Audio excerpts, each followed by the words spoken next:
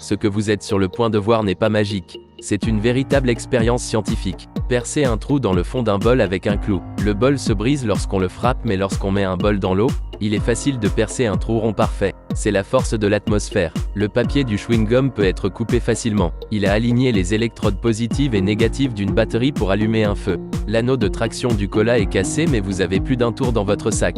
Prenez une baguette et frottez-la contre la bouche de la canette. Le coca s'ouvrira tout seul. C'est le pouvoir du frottement. Le morceau de papier s'enflamme facilement par le feu, mais si vous enroulez un verre à l'intérieur du papier et même si le papier devient noir, il ne brûlera pas.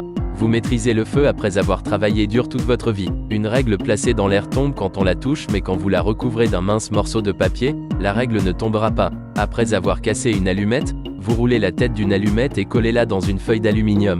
Vous la placez sur une plaque chauffante pour simuler un lancement de fusée. Ensuite, versez un mélange de permanganate de potassium et de sucre sur le bois. Frottez avec un bâton à quelques reprises et apprenez ainsi une autre façon d'allumer un feu dans la nature. Frottez le verre sur la bouche d'une bouteille de bière à quelques reprises puis tapotez légèrement. Un nuage de bulles monte dans la bouteille et la bière jaillira. Cela démontre comment fonctionnent les bombes atomiques. Il est difficile de coller une paille à travers une pomme de terre, mais vous pouvez réussir en pinçant une extrémité de la paille avec votre doigt.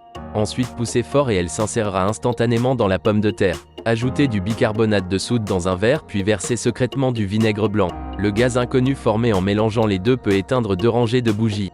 Voilà comment fonctionne un extincteur de carbone. Mettez un bout de papier et une vis entre 2 aimants. Reliez l'électrode positive d'une pile à l'aimant avec un fil et le papier tournera vite. C'est ainsi que fonctionne un ventilateur électrique. Dites-moi dans les commentaires quelle est votre astuce préférée.